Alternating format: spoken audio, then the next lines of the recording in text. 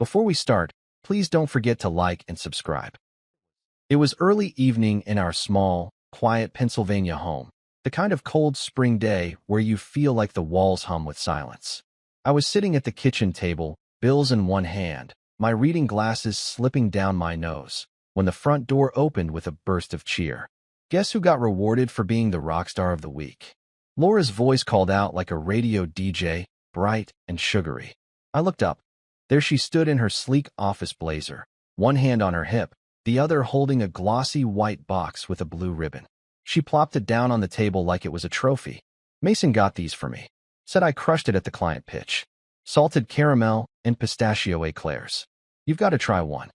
"Mason?" I asked, slow and careful. "Yeah, my teammate from marketing. You know Mason. Tall, kinda loud. Likes crypto." She chuckled like we were in on a joke together. I didn't smile. She noticed. "Come on," she laughed, shaking her head. "Don't give me that look. They're just pastries. You'd think I brought home a yacht." I leaned back in my chair. "Laura, you don't see anything weird about a coworker giving you sweets? Just you?" Her expression cracked slightly. "We work closely. We nailed that meeting. It's just appreciation. Honestly, Ethan, not everything is some hidden threat to your masculinity." "It's not about masculinity," I said. "It's about boundaries." She crossed her arms. "Boundaries? You're mad over a $15 box of eclairs?" "I'm not mad," I replied, quieter now. "But I wouldn't bring home gifts from another woman and expect you to be fine with it." She scoffed. "That's because no woman's giving you eclairs." That one stung more than I let on. "Laura," I tried, but she was already on fire. "God, Ethan, you always twist things. You're stingy with attention, stingy with money, and now you're trying to be stingy with what? Recognition?" I stood up slowly. "You want to talk about stingy? I gave you a car, Laura. A brand new one, last year, for your promotion. Not to control you, but because I was proud of you." Her mouth opened slightly, and for once, no witty comeback followed. I sat back down, staring at the box. "You don't get to call me insecure when I've done nothing but support you. But this crossed a line. And the way you're defending it like it's nothing, that's what worries me." For a few seconds, silence filled the kitchen. Only the fridge buzzed in the background. Then she turned, grabbed the box, and said flatly, "Fine. I'll eat them at work tomorrow." I didn't say anything as she stormed down the hallway. Because the thing is, our life wasn't explosive. Not usually. We were that couple people called stable, suburban, reliable. We'd been married 12 years, lived in this gray two-story just outside Harrisburg. She worked in marketing, I managed a plumbing supply warehouse. We watched reruns together, shared laundry duties, went to bed around 10. But tonight, standing in the kitchen with a cold cup of tea and a box of sweets I didn't ask for, I felt something crack. And I knew deep down, eclairs weren't the problem. They were just the first sign. It was Wednesday night, a few days after the eclairs incident, and the house had that stillness it only gets when the clock creeps past normal. The TV was on, volume low, some old rerun playing just to fill the silence. But my eyes weren't on the screen. They were locked on the clock. 8:52 p.m. Laura was never this late. Not in 12 years. We weren't the kind of couple that needed to constantly check in. We both had our space, and that was part of what made us work. But this silence, this absence, it didn't sit right. I called her once around 7. No answer. Texted her at 8. All good? No reply. I didn't want to spiral. I really didn't. But the house felt off, like it was waiting for something. Then I heard her key in the door. It clicked open at 9:07 p.m., and there she was, coat unbuttoned, scarf loose around her neck, like she'd just come back from a casual stroll through the city instead of being unreachable for hours. "Oh hey," she said, brushing past me toward the kitchen. "Sorry I'm late. Mason and I were going over edits for the proposal. Took longer than we thought." "Mason again," I said quietly, standing from the couch. She turned, face already shifting into defense. "What's that supposed to mean?" I paused for a breath, made sure my voice stayed level. "It's just that, it's after 9, Laura. I didn't hear from you. I was worried." "Worried?" she scoffed, tossing her bag onto the counter. "Or jealous?" That word hung in the air longer than it should have. I blinked. "Jealous?" She crossed her arms. "You don't trust me. That's what this is." I stepped forward slowly, hands open at my sides like I was trying to reason with a wild animal. "Laura, I'm not accusing you of anything. I'm not tracking your every move. I just asked why you were late. Her eyes narrowed. You don't ask when I'm 5 minutes late from the grocery store, or when I'm out with the girls. But Mason, suddenly you're checking clocks and sending all good texts like some detective. I let the silence hang before I answered. Then, gently, I said, I'm jealous because I love you. Her mouth opened, probably expecting another retort. But then she paused, and something shifted. Her shoulders lowered. Her arms dropped. And for a moment, the sharp edge in her eyes faded into something softer. I didn't mean to worry you, she said, voice quieter now. I nodded. I know. She took a step closer, brushing a hand over my arm. I do love you, Ethan. You know that, right? I want to, I said. But it's getting harder. That part slipped out before I could catch it. And I saw the flicker of pain in her eyes before she looked away. I'm going to bed, she mumbled. I watched her go.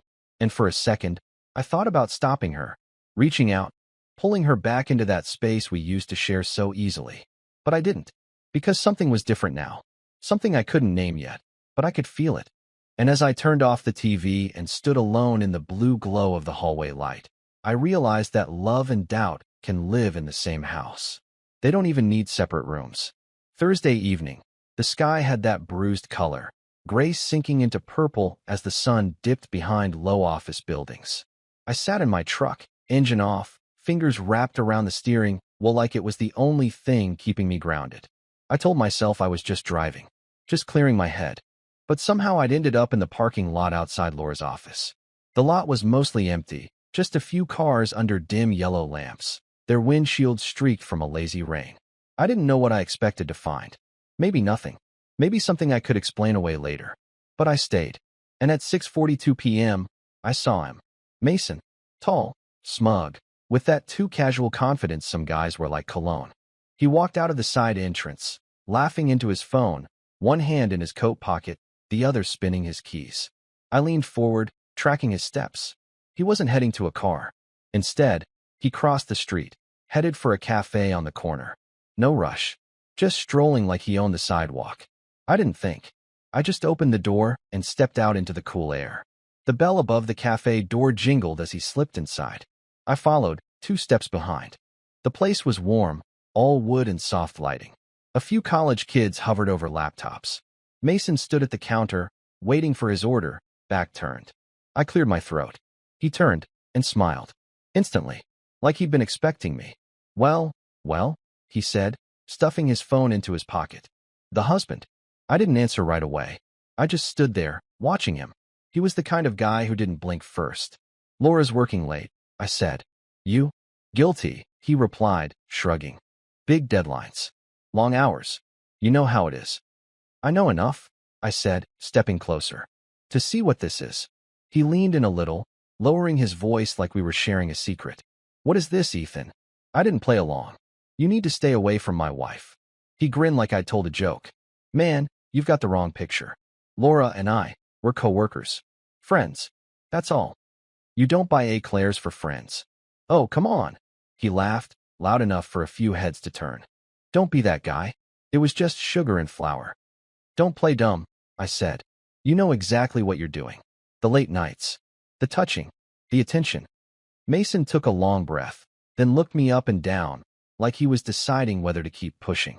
And of course, he did. I'll tell you something, Ethan, he said, real low now.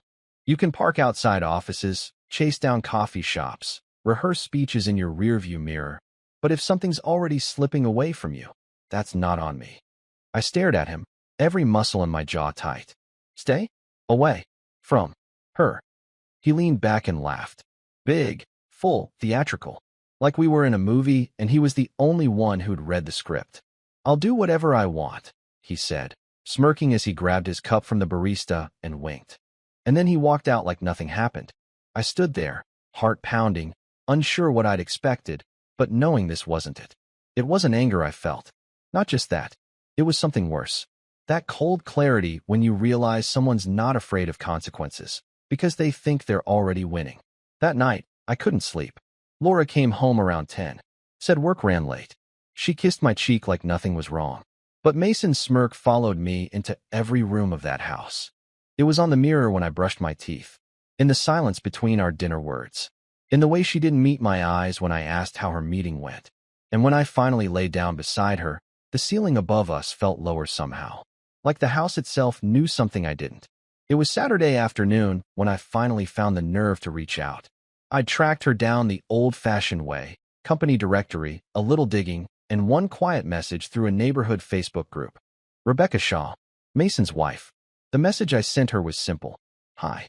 I know this is uncomfortable, but I think we need to talk. It's about our spouses. She replied 20 minutes later. You free today? An hour after that, I was standing on her porch. The house was a pale blue colonial just outside Mechanicsburg, tucked between bare trees and winter-tired bushes. She opened the door wearing a thick sweater and an expression that wasn't surprised to see me. Ethan, right? She said, stepping aside to let me in. You're taller than I thought. I followed her into a living room that smelled faintly of cinnamon and something more sterile, like a place that used to be warm but hadn't been in a while. The couch had throw pillows that looked hand-stitched, and a framed photo of a golden retriever sat beside an empty dog bed. I didn't come here to cause problems. I started. Rebecca poured tea from a ceramic pot and handed me a cup like we were old friends. You're not. Sit. We both did. The quiet between us wasn't awkward. It was waiting. It's Laura, I said finally. My wife. She works with Mason. Lately, things don't feel right. She's never home on time. She gets defensive when I ask simple questions. And he looks at her like, Rebecca sighed, cutting me off gently, like she's already his. I nodded. I've seen it before, she said, setting her cup down. At his last firm, there was a woman named Janine. Then before that, Qley. Same pattern, same energy. He's always got some new reason to stay late, and it always ends in apologies that mean nothing. My throat felt dry. You knew he did this before? I hoped he'd grow out of it, she said, almost to herself. But men like Mason don't grow out of things. They just hide better. She stood and walked over to a small cabinet, pulling out a folder. You should know, we have a prenup. He insisted on it back when we got married. Thought it made him sound like a businessman. But I had my lawyer write in something special. She held up the paper. If I can prove Mason initiated a romantic relationship, or even flirted, in writing or otherwise, I get the business. And this house. I sat up straighter. You're serious? Very, she said. He built the company, but I bankrolled the early years with my inheritance. That clause was the only thing I asked for. My head spun. So you've been waiting. She shook her head. I've been preparing. Rebecca turned to me fully now, her voice even but sharp. If he's doing this again, you're not the only one with something to lose. But you might be the only one who can help me prove it. I met her gaze, the weight of this moment settling over me. This wasn't just suspicion anymore. It was a trap, and the bait was already walking right into it. The hotel lounge was the kind of place where everything shimmered. Polished floors, dim amber lights, conversations floating over soft jazz, and the clink of glasses. Laura said it was just a work thing, networking, drinks, that kind of night. But I hadn't told her I'd be there too. I stood near the back wall, hands in my pockets, the collar of my coat still damp from the rain outside. No name tag. No small talk, just watching. Laura sat near the center of the room, radiant in a black dress I hadn't seen her wear in years. She was laughing, head tilted back, hand resting lightly on the shoulder of the man next to her. Mason. He was in his element, grinning like he was king of the night. One arm draped across the back of the couch, drink in hand, eyes fixed on her like she was his already. Then it happened. He leaned in, whispered something in her ear, and slowly, without hesitation, his hand slid onto her thigh. Just for a second. But enough. My heart didn't race. My jaw didn't clench. I just started walking. Through the crowd, through the buzz of meaningless chatter, until I stood a foot away from them. Mason looked up, surprised to see me, but not rattled. Not yet. Hey, Ethan, he said, like I was somebody he hadn't seen in a while. Didn't know you were invited. I kept my voice steady. Dude, your wife is here. He froze. Laura blinked, pulling her hand from her lap like it had been burned. Wait, what? But before Mason could say a word, another voice cut through the room like cold glass. She is. All heads turned. Rebecca stepped out of the crowd, wearing a dark green coat and the calmest expression I'd ever seen on anyone in a moment like this. Mason's face drained faster than a man hit with a lawsuit. "Rebecca," he said, standing awkwardly. This isn't." She walked up, stopping just short of him. "Save it. You know the clause. I saw enough." "Becca, wait. Please," he stammered, voice cracking now. "You can't do this here." "I am doing this here," she said, louder now, and the room went still. "This marriage is over, and the prenup will be enforced." His mouth opened, shut, opened again. "We can talk about this. Let's just—" "No," she snapped. "You made your choice. In public. So I'll end it in public." Laura stood slowly, eyes wide, looking between us like the floor had vanished. "Ethan, what is this?" she asked, her voice barely audible. I looked at her, really looked at her, and for once didn't answer. Because tonight wasn't about explanations. It was about truth. And truth, once it surfaces, doesn't wait to be invited in. Mason reached out, trying to touch Rebecca's arm. "Please, let's talk privately." She stepped back. "You'll hear from my attorney," she said, then turned to me with a quiet nod and walked out like she'd just finished a speech she'd rehearsed 100 times. The ripple she left behind moved through the room slowly, one stunned glance after another. Mason stood frozen in place, lips parted like the words had abandoned him. And me? I walked back to the wall where I'd started, the air around me finally starting to feel like my own again. The rain tapped soft against the windshield as we drove home, headlights carving dull paths through the fog. I didn't speak. Neither did Laura. The car felt like a moving box of silence, padded walls and all. She sat with her body turned slightly toward the window, arms crossed tightly across her chest, like she could physically shield herself from the night that had just unfolded. I kept my hand steady on the wheel. "You okay?" I asked, eventually. Her eyes didn't leave the glass. "You set that up." It wasn't a question. I nodded once, eyes forward. I warned him. She exhaled slowly. "And Rebecca?" "She was already watching," I said. "She just needed confirmation." Laura gave a dry, humorless laugh and shook her head. "God, you really wanted to humiliate him." "No," I said quietly. "I just wanted the truth to walk in the same room he was polluting." That landed like a stone in her lap. She didn't pick it up. The rest of the drive stretched out in long red lights and wet roads. The kind of quiet that isn't peace, it's aftermath. When we pulled into the driveway, she didn't move right away. She stared straight ahead, her fingers tracing circles on her thigh. "You looked calm," she said. I glanced at her. "Did I? Like you'd already made up your mind." I thought about that for a moment, then turned off the ignition. "No," I said. "Just tired of feeling like a stranger in my own life." We stepped into the house. No yelling, no accusations, just the soft creak of hardwood under our feet and the sound of water dripping from our coats into the entryway rug. Laura went upstairs without another word. I stayed in the kitchen, just standing there, watching the rain trickle down the window above the sink. The night had ended, but the weight of it hadn't moved an inch.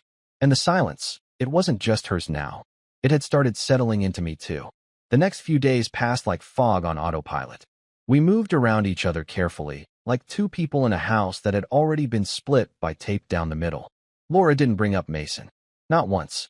She still made coffee in the morning, still folded the laundry, still told me when a package arrived. But her eyes? They never really landed on mine. Like she was rehearsing normal, but not performing it fully. And me? I didn't press. Because sometimes, the silence says more than any conversation ever could. Every action breeds consequence. Mason had learned that the hard way. And now Laura was learning something else. That silence after betrayal doesn't sound like punishment. It sounds like indifference.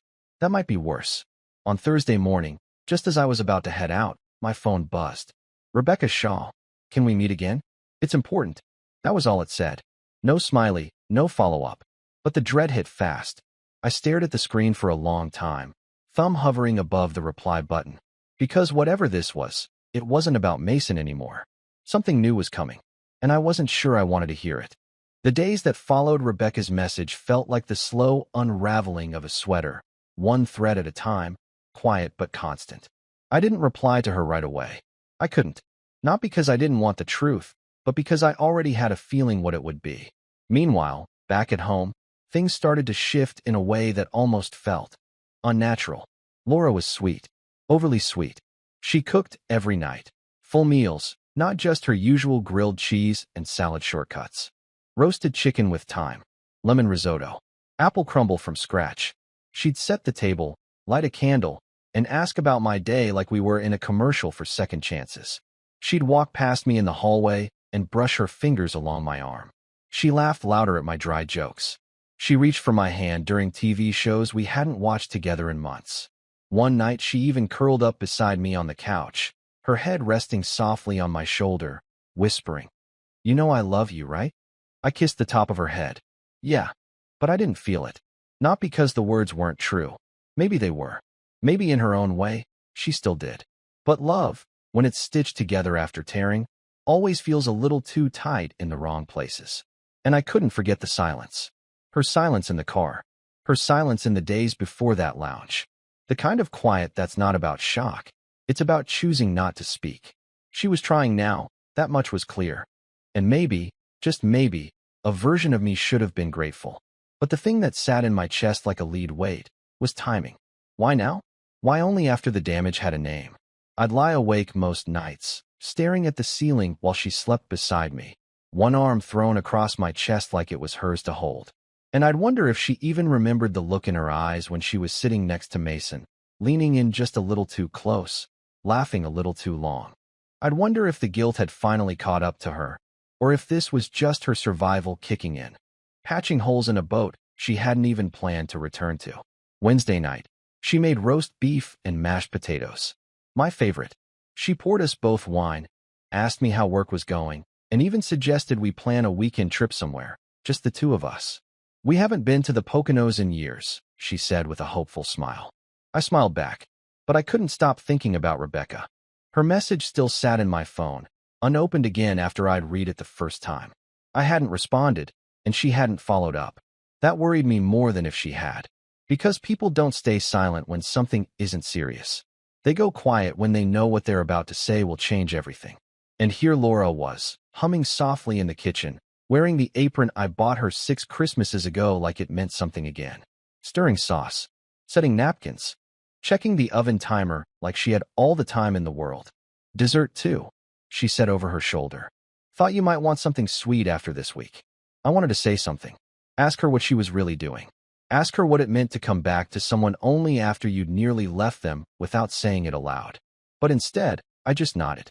Because when you already feel the ground shifting beneath you, you learn to stand still. For now, still here? Give this video a like, it really helps. The River Cafe sat low and quiet on the edge of town. One of those places with mismatched chairs and old jazz humming through a wall speaker. It was late afternoon. Cloudy cold. The kind of gray that settles into your skin and stays there.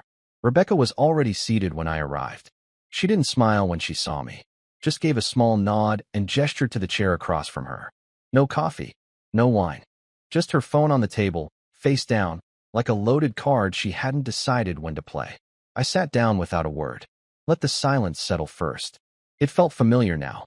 She tapped her nails on the wood grain for a moment, then flipped her phone over and unlocked it with a swipe. You sure you want to see this? I didn't answer right away, but I nodded.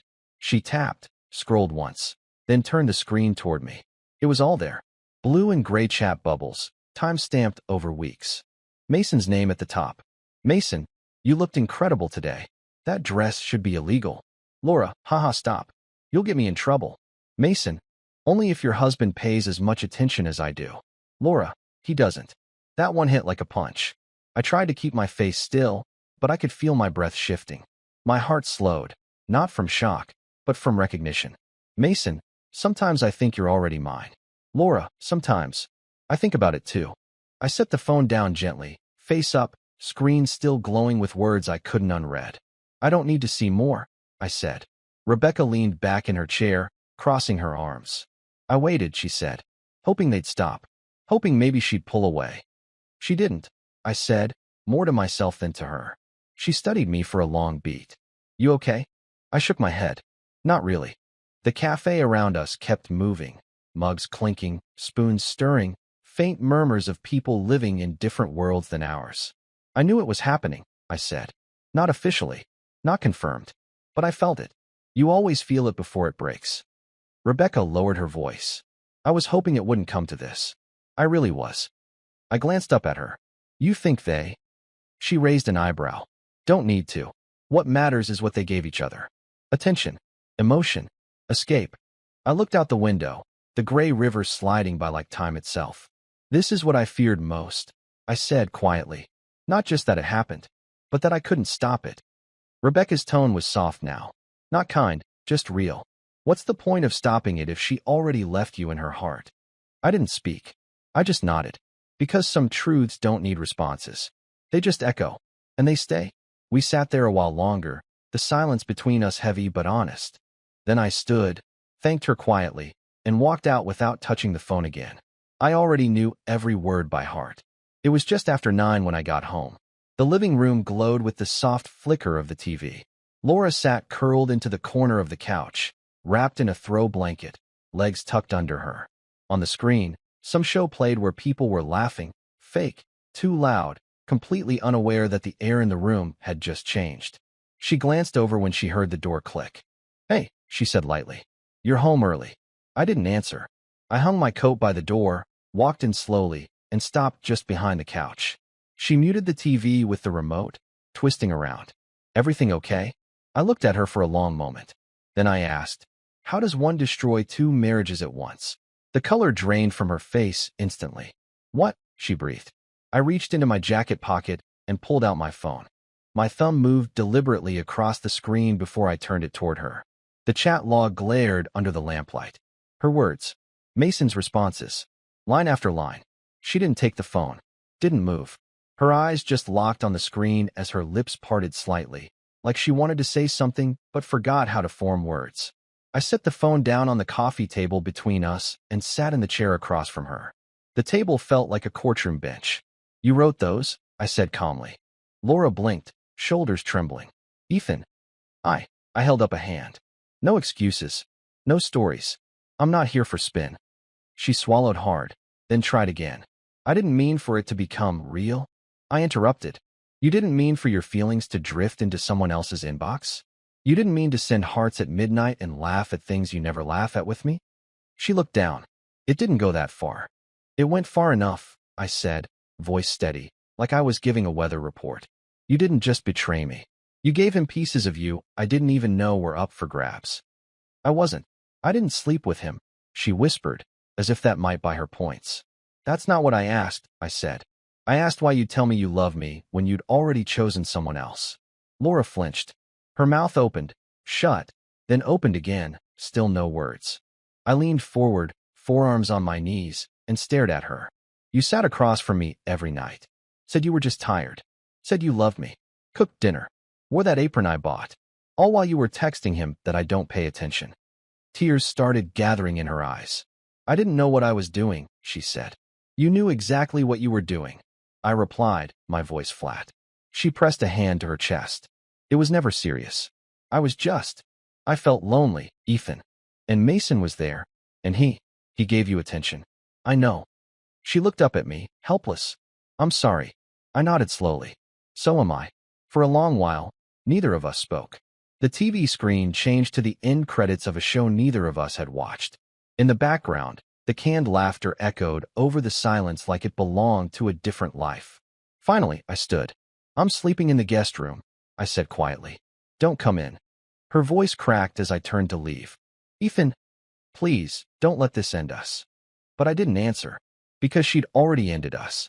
She just hadn't been honest enough to say it out loud. The courthouse smelled like dust and something older, like papers no one wanted to touch. I stood at the clerk's window, divorce packet in hand, the forms printed neatly, filled out down to the last checkbox. It had taken me longer than I'd admit to sign the final page. Not because I was unsure, but because part of me had needed to mourn what I thought this marriage had been. Laura stood a few feet behind me in the hallway. She hadn't said a word since we walked in. Her heels echoed once or twice on the tile, a sound that used to mean home to me. Now it just felt like an afterthought. The clerk, a woman in her 50s with tired eyes and red-rimmed glasses, took the papers and nodded without much emotion. You'll get confirmation in the mail, she said. Standard processing time's about 4 weeks. Thank you, I said. When I turned around, Laura looked like she hadn't breathed in minutes. Her eyes were wide, glossy. Her coat hung loose around her shoulders like she hadn't been able to dress properly this morning. Her mascara was clinging to the edges of her lashes like it didn't want to be there either. Her voice came out in a whisper. "Ethan, is this really it?" I didn't answer right away. She took a step forward. "I know what I did was wrong. I know I broke something in you. But can't we just try again?" I looked at her then. Really looked. The woman standing in front of me was not the one from 12 years ago, who danced in our kitchen barefoot with pizza sauce on her cheek, who used to leave notes in my lunch bag just to say she missed me. This Laura was someone who had lived two lives for too long, and had finally been caught between them. "I don't hate you," I said softly. She blinked, stunned by the gentleness of it. "But I can't give myself back to someone who treated my love like a backup plan." Tears broke. She covered her mouth with her hand, shaking. "I never stopped loving you," she choked out. "I believe that," I said. "But love without truth? That's not love I can trust."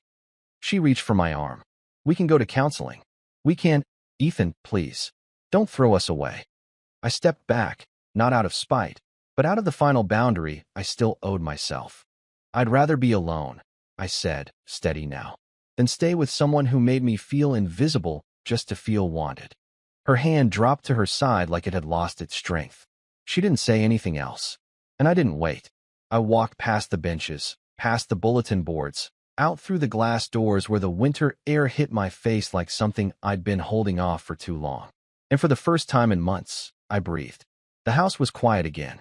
Not tense, not waiting, just quiet. It had been a week since the courthouse. The air inside felt different now, still heavy in corners, sure, but lighter where it mattered. Like something had been drained out of the walls that didn't belong there anymore. I stood in the hallway, staring at the one photo I hadn't taken down. It was framed in blackwood, just above the light switch near the entryway. Our wedding photo. We were both smiling in it. Laura's head tilted back laughing, my hand wrapped gently around her waist. I remembered the moment exactly. Someone had said something ridiculous right before the shutter clicked, and we both lost it. That laughter, back then, was real. But what haunted me now wasn't what was in the picture. It was what came after. I reached up and lifted the frame slowly, careful not to let the nail scrape the wall. I held it for a moment, studying the faces, mine, trusting and open, hers, lit up like the world had finally landed where it belonged. Then I walked to the kitchen, opened the cabinet under the sink, and gently placed it in the trash. No ceremony, no speech, just release. As I stood back up, I exhaled without meaning to, deep and long, like something inside me had just settled. "What's hidden always surfaces," I whispered to no one. And it was true. The quiet doubts, the gut instincts, the strange absences.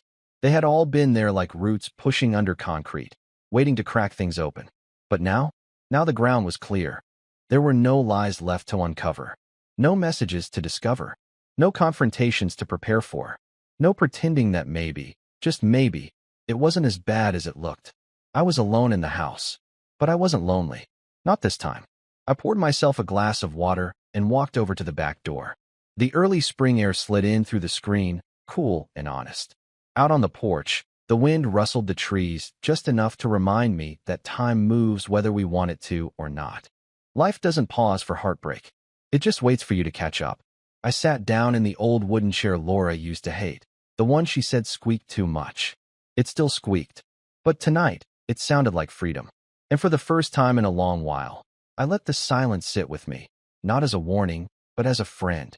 Because everything that needed to fall had fallen, and I was still standing. That was the end of the story. I still think about the moment Rebecca chose to walk into that room and end her marriage in public instead of protecting Mason in private. Do you think she did the right thing, or should she have handled it differently? If this story made you stop and think, tell me your take in the comments. And don't forget to like this video and subscribe to the channel for more stories like mine.